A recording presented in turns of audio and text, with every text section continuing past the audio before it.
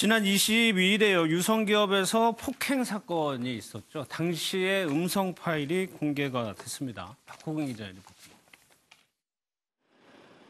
노조 측에서 험악한 말이 터져나옵니다. 한 차례 욕설이 이어지더니 폭행 피해자 김모 상무로 보이는 남자의 비명이 들립니다. 노조는 유성기업이 어려워졌는데 사측이 한 게 뭐가 있느냐고 따집니다. 뭐 한 게 있어? 뭐 한 게 있냐고? 지금 교섭하려고 하는 장난해? 한 노조원의 신세 한탄이 이어지더니 또 한 번 폭행이 일어납니다. 우리요! 못해 살아요. 그냥 아세요? 빨리! 노조원들은 중간중간에 구호를 외치고 파업가를 불렀습니다. 노조 측은 노조 파업 때 대신 일해온 사측 직원들을 비꼬듯 나무랍니다. 우리가 파업해서 우리가 끝내려고 그러는데 당신들이 현장에서 우리 물건 다 뽑아놓고 이 사태 못 끝나게 하고 근데 여기 와서 왜 놀고들 있어? 또다시 사측에 대한 분노를 드러냅니다.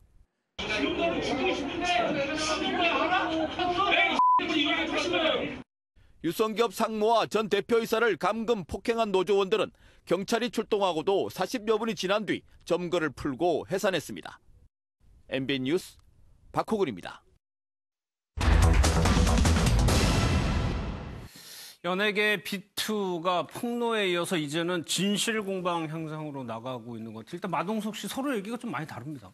네, 여러 가지 얘기지만 압축해서 얘기하자면 마동석 씨 측에서는 한 2억여 원 정도, 약간 2억에서 3억 정도 사이를 빌렸다고 얘기를 하는 거고 그거에 대해서는 변제를 했다라는 입장이고 이제 반대쪽에서는 5억 원이다. 추가적으로 그러니까 아직도 거짓말하면서 그 빌려간 걸 인정하지 않고 있다 이런 얘기를 하고 있는데 이 사안 같은 경우에는 현재 좀 진행형인 재판에 연루되어 있고 형사 재판은 이미 판결이 나왔고 민사 재판도 그 결론이 나온다고 하기 때문에 지금은 이제 그 재판이 어떻게 결과가 나오느냐에 따라 우선은 좀 판가름이 날 것 같고 다만 이제 그 돈을 빌려줬다라는 쪽의 그 분의 조카들 입장에서는 아직도 그 10년 전 사건이기 때문에 다 그 자료를 못 찾은 게 있다라고 얘기를 하고 있기 때문에 우선 이번 판결이 나온 다음에 항소라든지 아니면 추가적으로 찾아내는 걸로 또 재판을 할 가능성도 있어 보이긴 하지만 현재는 이건 다른 사안과 달리 재판 결과를 보면 우선은 좀 진실이 갈릴 것으로 보입니다. 근데 양지면서 이 조카 이제 피해를 주장하는 쪽에서는 형사 재판에 세울 거다 이렇게 강경하게 나오고 있거든요. 이게 가능한 건가요? 그러니까 지금 일단은 그 피해자 측에서는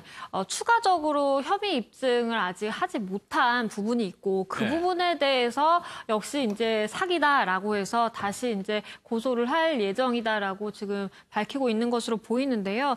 사실 그때 당시에 이미 이제 재판을 했을 때 2억 원가량 정도의 사기 행위가 실제로 있었고 유죄 판결이 이제 나왔습니다. 그래서 그때 당시에 이제 사실 모든 증거가 제출될 수 있는 부분은 다 제출됐다라고 보이고요. 왜냐하면 이게 10년 전에 있었던 일이기 때문에 사실 다들 아시겠지만 재판에서는 증거 없이는 이제 인정을 아예 할 수가 없기 때문에 그 액수가 일단은 인정된 것이다라고 봐야 될 것 같고요. 만약 이제 이것이 민사로 가더라도 형사 재판을 그 판결문을 다 받아보고 그 부분에 대해서 이제 판단을 하기 때문에 물론 추가적으로 증거가 발생해서 이걸 민사적으로 책임이 있으니까 달라라고 할지는 모르겠지만 이게 소멸시효 문제도 있고 그렇다라고 한다면 실질적으로 이제 형사 합의 형식으로 이루어질 가능성도 있어서 일단은 이제 피해자 측에서 어떤 식으로 문제를 풀어갈지는 본인들의 사실 판단이고 전략인데 어떤 것이 본인들에게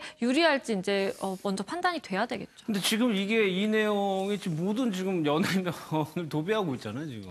그러니까 참 이 비투라는 단어 자체가 좀 문제가 있는데 빈 논란이라는 표현을 많이 쓰려고 노력하고 있는데 여하튼간 계속 한 건 불거지니까 계속 불거지고 과거에는 이렇게 연예인 부모가 사기 혐의에 연루되거나 채무 문제에 있거나 하는 경우도 과거에도 물론 있었는데 이걸 해당 연예인과 연결짓지는 않았었거든요. 근데 마이크로다 사건을 겪으면서 이게 좀 이제 그 연예인한테까지 좀 연루가 되는 분위기가 되니까 하나도 터져나오기 시작했고 그래서 굉장히 오래전 20, 30년 전 얘기들이 몇 개 튀어나오다가 이제 마동석 같은 경우에는 이 건이 최근에 지금 재판이 되고 있는 부분이기 때문에 법적으로 보면 뭐 이미 형사에서 증거에 대해서는 인정을 하고 그에 대한 공탁금을 걸었다고 얘기를 하고 있지만 사실 공탁금을 아직 수령하지 않았기 때문에 이제 피해를 주장한 쪽에서는 돈 한 푼도 받지 못했고 여전히 그 재판 결과를 약간 불복하는 내용이거나 아니면 더 많이 있다 얘기를 하고 있고 또 마동석 측에서는 사업상에서 빚어진 일일 뿐이다라고 얘기를 하고 있고 이제 예. 피해 주장한 쪽에서는 사기를 주장하고 있기 때문에 그게 또 논란이 커지고 있는 분위기입니다.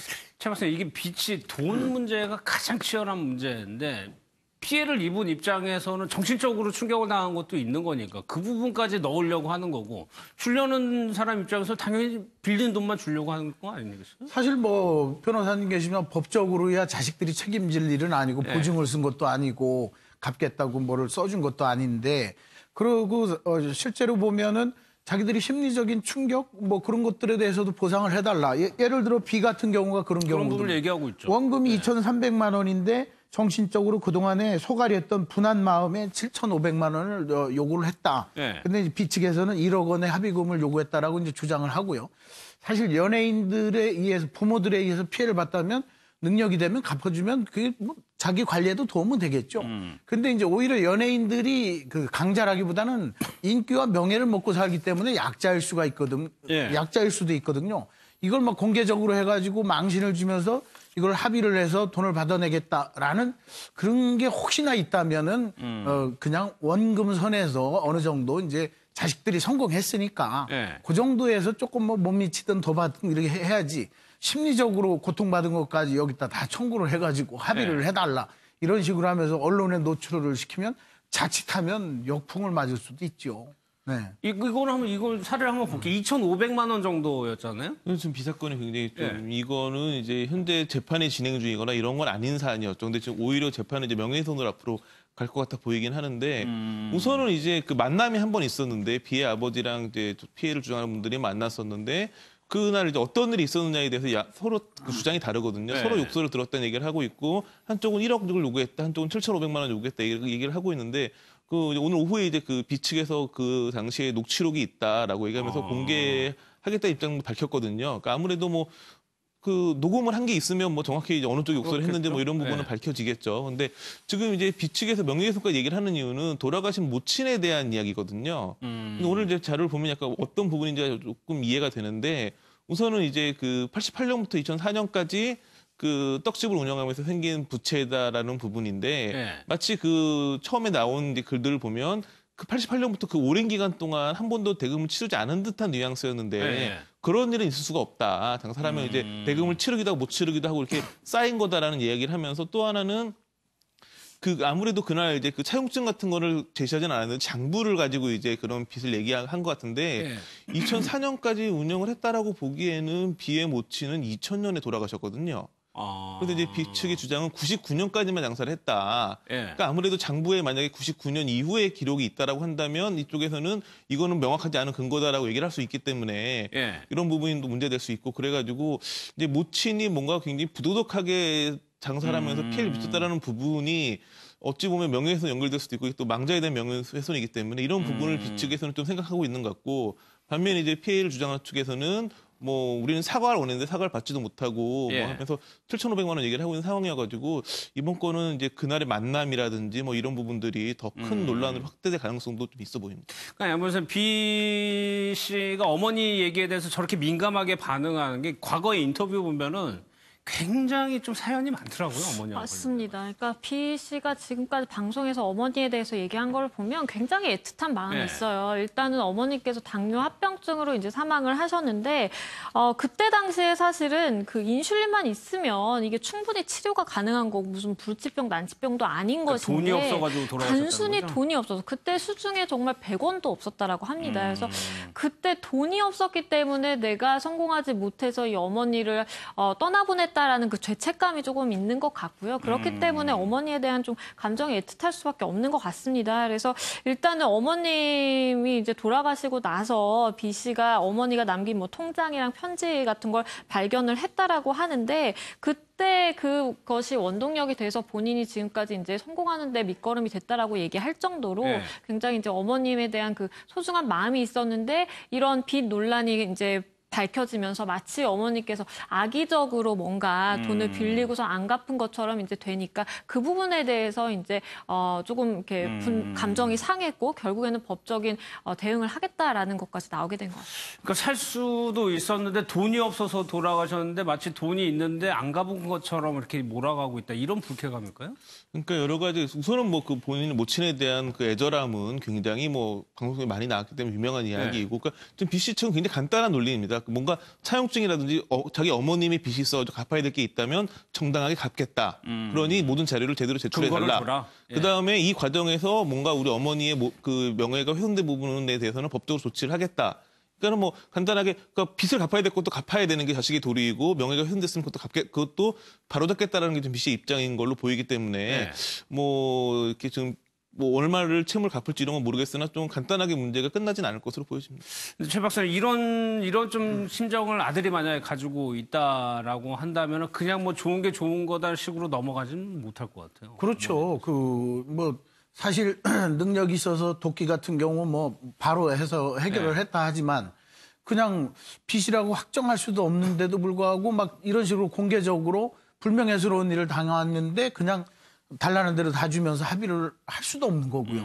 오히려 객관적인 팩트를 가지고 이야기를 좀 더 해야 될 것 같고 아까도 말씀드렸지만 자식이 원래 뭐 갚을 법적인 의무가 있는 건 아니기 때문에. 예. 근데 이제 양 변호사님 하시겠지만 자식이 대신 이걸 또 갚아주게 되면 예. 세금 문제가 또 발생하는 증여세가 발생하는 문제도 있고 그래서 그냥 도의적으로 그냥 뭐 10억, 20억 내가 대신 갚아주지만 할 수 있는 일은 아닌 거거든요. 예. 저희가 그 자식들이 돈 갚는 거에 당연하게 생각을 했었는데 그게 아니라면서요? 그렇습니다. 네. 이게 물론 뭐 B 씨 같은 경우에 또 도끼 씨 같은 경우에 채무액이 지금 5천만 원이 이제 안 되기 때문에 그 전에 이제 부모님께 본인이 증여한 재산이 이제 5천만 원이 초과되는 것이 없다라고 한다면 그 부분에 대해서 이제 일부 공제를 받을 수는 있습니다. 근데 문제는 지금 이제 마이크로다스 같은 경우인데 일단은 억 단위가 돼버리면 5천만 원 이상이면 그렇습니다. 왜냐하면 이제 증여를 할 때 증여재산 공제라는 것이 있는데 그게 부모 자식 간의 한도는 이제 5천만 원이거든요. 그런데 마이크로다스에 이제 그 부모님께서 채무가 구체적으로 얼마가 지고 있는지는 아직까지는 명확하진 않으나 만약에 지금 언론에서 얘기가 나오고 있는 것처럼 만약 20억까지 될 수가 있다라고 한다면 이게 사실은 이제 그 아까 말씀드린 부모 자식 간의 그 5천만 원 공제도 부모님께서 해외 거주자이기 때문에 이게 공제를 전혀 받을 수가 없습니다. 그래서 그 부분 20억 갚는 그 자체에 대해서 전체 세금을 다 물어야 되거든요. 그렇게 따진다고 한다면 증여세율 40%를 적용을 했을 때 약 6억 4천만 원의 이제 세금을 내야 된다라는 것이 그 얘기는 20억이라고 가정하면은 26억 4천만 원의 현금이 나간다는 얘기네요. 20억이라고 한다면 내가 이제 5천만 원은 세금을 안 내고 이제 부모 자식 간에 줄 수 있는 빼고. 겁니다. 그런데 그 5천만 원 이제 공제받지 못하기 때문에 내가 갚는 금액 뭐 20억이라고 한다면 20억 그 전체에 대해서 세금 부과 대상이 되는 것이고요. 그렇게 된다라고 한다면 사실 뭐 3개월 이내에 뭐 신고를 할 때 일부 공제가 되고 뭐 그렇게는 할 수가 있지만 여전히 이제 억 단위의 거액의 이제 증여세를 내야 된다라는 결론이 도출이 되고 이거는 부모님께서 이제 해외에 거주하고 계시고 외국인이라고 하더라도 마이크로다스가 국내에서 어쨌든 뭐 수입이 있고 계속 지속적으로 발생을 하고 그리고 이제 국내에서 이제 어쨌든 채권 채무 관계가 해결이 되잖아요. 그렇기 때문에 사실 마이크로다스 입장에서는 이 세금 역시도 고려해야 될 대상 중에 이제 하나가 되는 거죠. 아 이게 간단한 문제가 아니네요. 그래도 세금까지 계산을 하는 거 보면 금액이 클수록 20억에 40%하면 8억인데 거기서 이제 말씀해 주신 것처럼 자진신고 해가지고 좀 공제하고 20억 공제한 금액이 6억 4천만 원이더라고요. 그래서 되게 복잡한데 문제는 이거는 이제 정말 이제 그 마이크로다스 부모가 돈이 하나도 없을 때를 가장해가지고 나온 그렇죠. 기사이고 여러 알려진 거에 따르면 지금 거의 뭐 사업체도 하고 굉장히 그 부모도 뉴질랜드에서 좀 돈을 많이 번 걸로 알려져 있기 때문에 세금 문제가 더 중요한 게 아니라 빨리 한국에 들어오는 부분이 중요한 문제인데 과연 들어올 의사가 있느냐라는 부분이 문제거든요. 그러니까 이미 언론을 통해서 뭐 좀 비자라든지 뭐 건강 문제 해결되면 들어오겠다라고 얘기를 했지만 그 다음에 좀 요원해진 걸로 보여지고 그러다 보니 경찰에서는 지금 뭐 이제 그 범죄 인도 청구라든지 여러 가지를 생각하고 있는데 이게 절차를 밟아가면 들어오긴 됩니다. 근데 시간이 많이 소요가 될 수밖에 없고 그러다 보니까 이제 좀 스스로 들어오길 기다리고 있는데 아무래도 지금 분위기로 봐서는 좀 이런 어떤 범죄인 인도 청구라든지 여러 가지 절차를 밟게 될 것 같고 그렇다면 좀 소환까지는 상당한 시간이 걸릴 것으로 예상되고 있습니다. 최 박사 마이클 로다 같은 경우에는 처음에 조금 인정하는 듯한 입장을 낸 이후로 아무런 지금 흔적을 안 나타내고 있거든요. 그렇죠. 어디에 있는지도 그렇고 부모도 그 현지에 이제 찾아가 보니까 3일 동안 어느 매체에서 가서 집을 기다리고 있는데도 나타나지 않고. 예. 그리고 이제 처음에 그 피해자가 한 2번 정도 그 6월, 10월경, 9월경에 뉴질랜드를 갔답니다. 가서 좀 피해에 대해서 좀 일부라도 나이도 많이 들었고 병도 있고 하니 이모죠, 좀, 이모. 이모가 좀 갚아달라 그랬더니 나도 여기 와서 사기 당했고 또 시간도 많이 흘러가고 그런 측면에서 나도 죗값을 치른 거니까 뭐 그런 식으로 다 이제 반응하는 것 자체가 사실은 잘못된 거죠. 오히려 최선을 다해서 어느 정도라도 해서 갚으려고 하는 지금 이제 예전에 사기를 당했더라도 사기를 해서 가서 사기를 당했더라도 그게 면제되는 건 아니잖아요. 그래서 성공했으면 어느 정도라도 해주려고 하는 성의를 좀 보였으면은 이런 문제까지 안 오는데 대응하는 데서 조금 잘못된 것 같고요.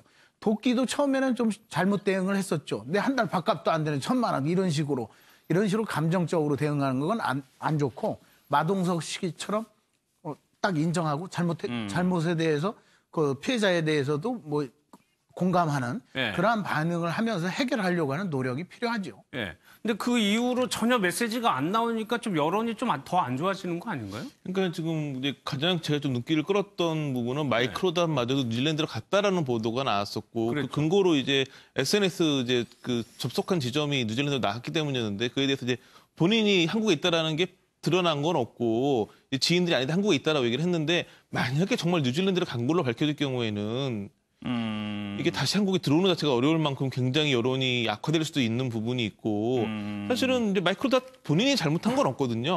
초기에 뭐 법정 대응하겠다 이런 것도 사실은 몰랐으면 그럴 수 있기 때문에 본인이 너무 뒤로 이렇게 그러니까 드러나지 않는 부분이 오히려 더욱더 그 모든 뭐 안 좋은 여론이나 루머는 눈에 보이지 않기 때문에 궁금증이 이제 그런 것 이상한 이야기로 변해가는 경우가 많기 때문에 너무 이렇게 무대응으로 일관하는 경우에는 무대응이 아니라 계속 이런 어떤 루머나 안 좋은 여론을 더 키워가는 어떤 자양분이 되기 때문에 일정 부분 대처를 하시는 게 훨씬 나을 것 같습니다. 알겠습니다.